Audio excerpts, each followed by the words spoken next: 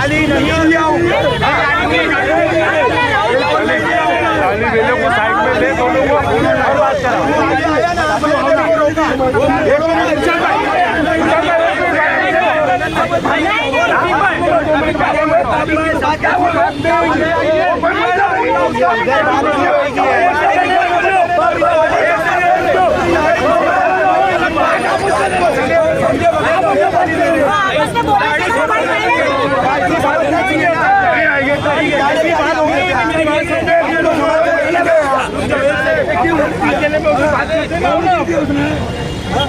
सबके सामने गाली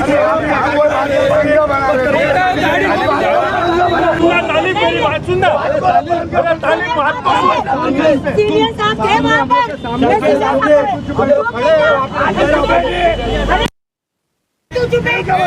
मैं क्यों दूँ? हम लोग छोटे मोटे धंधे वाले, मेरे पर आइए बेटा, मेरी वजह से हुआ है, मैं बोलूँगी।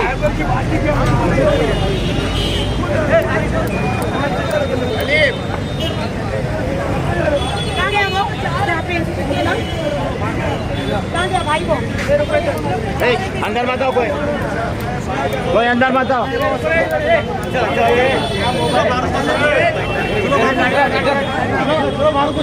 बाहर आ जाओ, कोई अंदर मत जाओ। माल भाई वो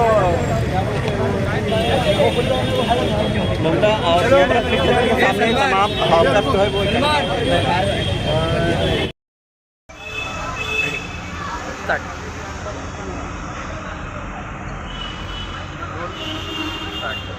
रफीक भाई, क्या मामला हुआ था? जिस तरह से राजीव गांधी हॉकर्स यूनियन के जो अध्यक्ष है वो कह रहे हैं कि कुछ गाली गलौज हुई थी, क्या हुआ था पूरा?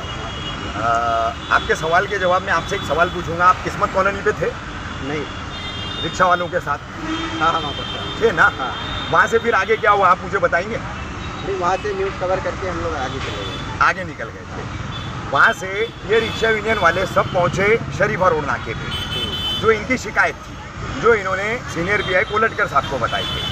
तो वो जगह देखने इनके साथ में सीनियर साहब उधर गए, हम लोग वहीं खड़े थे। इनके साथ में इरशाद भाई की कुछ झंझट हुई, तो उस दौरान इरशाद भाई बीच रोड पे मगजमारी करते हुए इससे गया, रिक्शा वाला ऐसा करता है वैसा करता है, ये बताने के लिए उस वक्त वो गाली गलौज कर रहे थे। तो मैंने उनको पकड़ा, अरे मुला इरशाद भाई, और मैंने वो गाली उनको दोहराया कि मुला इसी गाली क्यों दे रहे हो, साइड में आओ, सीनियर आए हैं, क्या उनका मुद्दा है, बैठ करके बात करके, छोटा सा मुद्दा है, उनको एक जगह चाहिए पैसेंजर उतारने के लिए, उसकी वो बात कर रहे, तो वो कोई बड़ा मामला नहीं है, बातचीत करके ख़त्म हो जाएगा।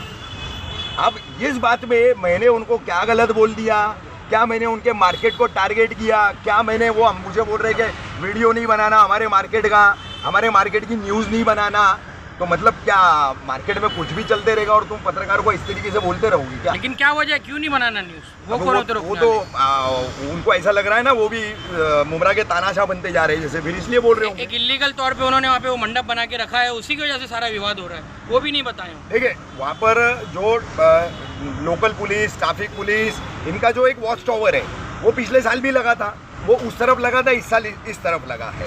तो ये यूनियन वालों का क्या कहना है ये पहला आप समझ लो, इनका क्या मसला था। इन्होंने पत्रकारों को मैसेज दिए थे कि हम चक्का जाम करने वाले हैं। हम तो एक पत्रकार के हैसियत से उधर चक्का जाम की खबर कवर करने गए थे। सिर्फ इतना है कि वो भी पुराने ताल्लुकात के, ये भी पुराने ताल्लुकात के हैं, आपस में झगड़ा ना हो इसके लिए मैंने उनको समझाया कि गाली गलौज करके काय को गर्मा गर्मी कर रहे हो, किस लिए कर रहे हो। तो उनको ऐसा लगा, उनकी दी हुई गाली मैंने दोहराई कि मैंने गाली दिया उनको, जबकि मैंने उनको कोई गाली गलौज नहीं की थी, क्योंकि मेरा कोई मसला ही नहीं था। मैं तो सिर्फ दोनों पक्षों को समझाने की बात कर रहा था कि भाई 2 दिन 3 दिन रमज़ान के बच्चे हैं, अब जो भी है एक सॉल्यूशन निकाल करके एडजस्ट करके उस मसले को ख़त्म करो। अब उन्होंने गलत फहमी में आकर के उधर गाली गलौज करना, हाथ पांव तोड़ने की धमकी देना, इन लोगों को भी हम लोगों को भी, और फिर आकर के उल्टा यहाँ पर कंप्लेंट करना, इस तरीके का काम किया। तो बाकी और कोई मामला नहीं था। हाँ, हमने भी कराया ना, मैंने भी कराया हूँ, मैंने भी अपनी कंप्लेंट दिया हूँ। 504, 506 के तहत मेरी भी शिकायत उनके खिलाफ दर्ज हुई है। और मुझे ज़्यादा बोलने की ज़रूरत नहीं है, आप सभी मकामी पत्रकार हो यहाँ के, क्या वहाँ की सच्चाई है, क्या है मामला, सब आप लोग जानते हो। क्या मैं उसके बोलूँ वापस से और फिर उस पर बातें करूँ? मैं फिर मनपा की भी कोताही है उधर, वो है, साफ तौर पर है, साफ तौर पर है। जैसे देखो, अभी आप चले जाओगे तो अमृत नगर से ले करके तो कौसा कब्रिस्तान तक पाकिजा टावर, और उसके बाद कौसा कब्रिस्तान का जो चलने का ऊपर का रास्ता है वो जो वहाँ पर भी अभी धंधे लगने लग गए। अगर आधे से ज़्यादा रोड के ऊपर गरीब के पेट के नाम पर रास्ता कब्जा हो जाएगा तो शहर का आदमी चलेगा कहाँ से? एम्बुलेंस, हाँ, एम्बुलेंस फंसेगी, कोई बड़ा बुजुर्ग है, हाँ, कोई भी मसला हो सकता है। तो एक पीला पट्टा जो दिया गया है उस बैरिकेड में हॉकर को रहना चाहिए। अब सबको पता है कि सीजनल धंधे वाले आते हैं, उनको कौन बुलाता है, कौन लगवाता है, कौन पैसे लेता है, सब लोगों को ये खुला सच पता है सबको। अब मेरा सिर्फ मामला ये था कि इनके और उनके बीच में वहाँ झंझट होने जा रहा था, तो मैंने उनको समझाने की कोशिश किया, अलग करके छोड़ा है। हाँ, और वो उसको गलतफहमी में ले लिए, जबकि मेरा उनका कोई झगड़ा था ही नहीं। मैंने सिर्फ उनके यूनियन के पदाधिकारी जो टावर में मयूर सारंग बैठे थे क्या, और वो नूरी करके है, हाँ, तो मैंने बोला आप जिम्मेदार लोग बैठे हो और आपके सामने ये इस तरीके से अगर मंडप आपके टावर की आड़ में धंधे लगेंगे तो फिर इनकी तो शिकायत जायज़ है ना। फिर ये क्या गलत बोल रहे हैं आप? पीछे छपड़ियाँ भी लगाए हो, उसके आगे धंधे की 2-2 लाइन और लगाओगे तो, और फिर पार्किंग लगेगी तो फिर रिक्शा वाला रिक्शा रोकेगा कहाँ, पैसेंजर उतारेगा कहाँ? देखिए, सभी रिक्शा वाले खराब नहीं है और सभी रिक्शा वाले भी अच्छे नहीं है, दोनों तरह के लोग हैं उसमें। बगैर लाइसेंस बैच चलने वाले, बगैर वैलिड गाड़ी को, स्क्रैप गाड़ियों को लेकर चलने वाले, यहाँ कितने सैकड़ों की तादाद में रिक्शा वाले हैं। अब ये लोग उनके भी खिलाफ बोलते हैं, प्रशासन कार्रवाई नहीं करता, तो लगता है ऐसा कि ये खामखा भौंक रहे, खामखा चिल्ला रहे, बस ये एक पिक्चर क्रिएट होती है, होता जाता कुछ नहीं है, हुआ होता है। क्योंकि जब तक प्रशासन सख्ती से इस पर काम नहीं करेगा तब तक ये मसला हर रमज़ान में पैदा होता रहेगा। अहमद भाई इधर आओ, खड़े रहो सब साथ। ये रिक्शा यूनियन और हॉकर्स यूनियन में क्या मसला हुआ था जो विवाद चौकी तक पहुंचा? क्या असल में मसला क्या है, तुमको मालूम है क्या? हॉकर्स यूनियन जो है, इनको जो हद दी गई है ना, इनको एक बैरिकेडिंग की हद दी गई है। इसके बाहर उन्होंने शरीफा रोड के ऊपर कम से कम नहीं बोल के भी 9 फुट का मंडप बना दिया, और वो मंडप ऐसी जगह पॉइंट पे बनाया कि उसके आगे का जो पूरा पट्टा है ना, वो पूरे पट्टे के ऊपर जो इनके अभी इनके धंधे वाले हैं कि कोई और धंधे वाले हमको नहीं पता, मगर उधर धंधे लगे। वो इतनी बड़ी जगह है कि उधर 2 रिक्शा साइड में दब के पैसेंजर उतार भी सकती है और चढ़ा भी सकती है। हमारा विरोध ये था कि भाई तुमने जो डीसीपी साहब के आदेश का उल्लंघन कर रहे हो ना, डीसीपी साहब ने इनको आदेश दिया था कि इस बार वो बैरिकेडिंग के बाहर धंधा नहीं लगेगा क्या, मगर उसके बाद भी 20 रोज़ा क्रॉस होने के बाद उसके बाहर धंधे लग रहे, और धंधे लगने के बाद में जो रिक्शा वाला वहाँ पर पैसेंजर उतारने के लिए भी खड़ा हो रहा है, तो उनके वॉलंटियर जो है ना वो रिक्शा वालों को धमका रहे, उनसे मारम पीटी कर रही। तो आज हमने 2 दिन से हमने आह्वान किया था कि हम रिक्शा बंद करेंगे और रोड पे चक्का जाम करेंगे। आज हमने, पुलिस भी वहाँ पर गई जी थी। जी, पुलिस ने क्या आप लोगों को आश्वासन दिया है उसके बारे में बताइए। जी, सीनियर साहब जब आए ना, तो सीनियर साहब ने हमको क्या बोला, आप लोग ऐसा मत कीजिए, आपका जो तकलीफ है हमारे साथ में चलिए और हमें बताइए, हम उसका सलूशन निकाल के देते। तो हमने जब वो मंडप के पास लेके गए तो उधर पे धमकी दी जा रही है कि अगर ऐसा करोगे तो हाथ तोड़ देंगे, पैर तोड़ देंगे। मारपीट की शुरुआत किसने की? धमकी दी गई। सब थे, सीनियर साहब भी थे, सीनियर के साथ, सीनियर साहब के सामने ही हमारी धमकियाँ दे दी जा रही थी। आपने भी कंप्लेन किया यहाँ पे? मैंने भी कंप्लेन किया हूँ, राजीव गांधी हॉकर्स यूनियन के अध्यक्ष के खिलाफ किया हूँ। आपसे बदतमीजी किया उन्होंने? जी, बदतमीजी की ना, गाली गलौज कर रहे।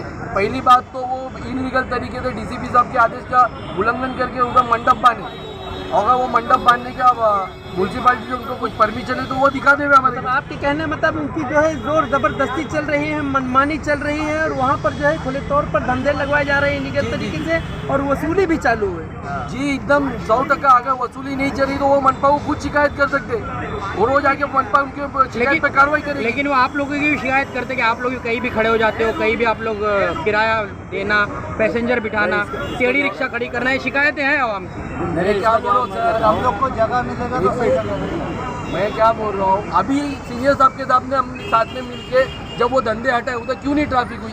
इतना विवाद होने के बाद, इतने लोग जमा होने के बाद भी उधर ट्रैफिक क्यों नहीं हुई? अगर रिक्शा वाला गलत रहता है, रिक्शा तो चल ही रही थी, मगर फिर भी वो रोड खाली क्यों था? धंधे हट गए, गाड़ियाँ अंदर से जाने लगी, पब्लिक अंदर से चलने लगी, तो वो रोड खाली था ना, पर सब पत्रकार साथ में थे हमारे। जैसा कि आपने बताया डीसीपी साहब के ऑर्डर के हिसाब से 20 रमजान तो गुजर गए, अभी कुछ 2 या 3 रमजान बचा, इसके बाद आप लोग आपका विरोध कर सकते तो ये विवाद बनता नहीं था। तो ये विवाद बनाना था अगर आपको। एक मेरी बात सुनिए, 20 रमजान अगर धंधा हमारे मार्केट वालों का नहीं था तो रिक्शा वालों का भी नहीं था ना। अब 20 रमजान के बाद में 10 रमजान अगर उनको कमाना, उनके बाल बच्चों के लिए, उनके माल जो आए वो बेचने के लिए, तो रिक्शा ड्राइवर के जो भी बाल बच्चे हैं उनके भी तो कपड़े लगते हैं, अगर उनको धंधा करने नहीं मिलेगा। और एक बात बताइए, अमृत नगर शरीफा नसीम बाग से लेके तनवर नगर कब्रस्तान तक के धंधा है, अगर वहीं तक के पूरा रिक्शा ड्राइवर खाली चले जाएगा तो उसके बाद पैसेंजर ढूंढेगा कहाँ से? सही बात। भाई आप राजीव गांधी हॉकर्स यूनियन के अध्यक्ष हैं, क्या बताना चाहेंगे आप, क्या पूरा मामला हुआ था? देखिए कैसा है ना, यहाँ पे इफ्तारी थी, रखी हुई थी चौकी में, हम चौकी में इफ्तारी किए, उसके बाद हम यहाँ पे सीधा घर पे चले गए। वहाँ पे नमाज़ नहीं पढ़ा था, मैंने जाकर नमाज़ पढ़ा, उसके बाद वहाँ से मैं नमाज़ पढ़ रहा था, उतने कितने फ़ोन आने लगे कि पूरा रास्ता जाम है, रिक्शा वाले रिक्शा आंदोलन किए हुए। तो मैंने बोला भाई अपने उससे क्या करने का है, वो प्रशासन समझेगी। फिर बोले भाई आप अपने पास आके लोग मंच पे ना अपने को गाली दे के जा रहे। रफ़ीक कामगार आए थे और अपने मंच पे गाली दे के गए नीचे से। किसने बोला? ये सामने बैठी खड़ी है, इसके सामने, इसके सामने मैंने मयूर भाई को आवाज दिया। तुम आवाज नहीं दिए, तुम्हारी आवाज ऐसी ही पहले टेढ़ी है। तुमने मेरे को गाली दी है, तुमको नहीं, तुमने मेरे को गाली दी है, तुमने मेरे को गाली दी है, तुमने मेरे को गाली दी है, तुमने मेरे को गाली दी है, तुमने मेरे को गाली दी है, सुनना नहीं है, तुमने गाली दी है मेरे को, तुमने मेरे को गाली दी है, समझे क्या?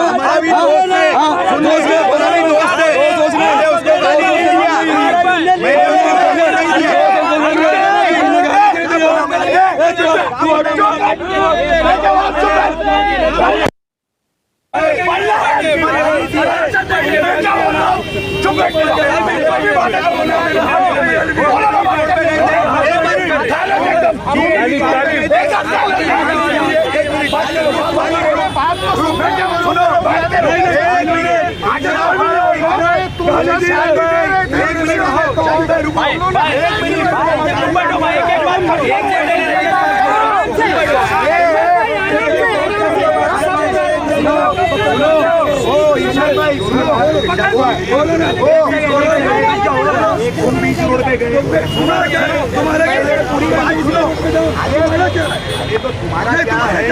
तो मैंने तुमने बीच में रोक जाऊँ तुम्हारा क्या भाई है मेरा वो बात कर रहे हो? मैंने तुमको क्या बोला? आओ और बात करो इनसे। सुन लो, मैंने तुमको गाली नहीं दिया हूँ। साइड में ले दोनों को और बात करो।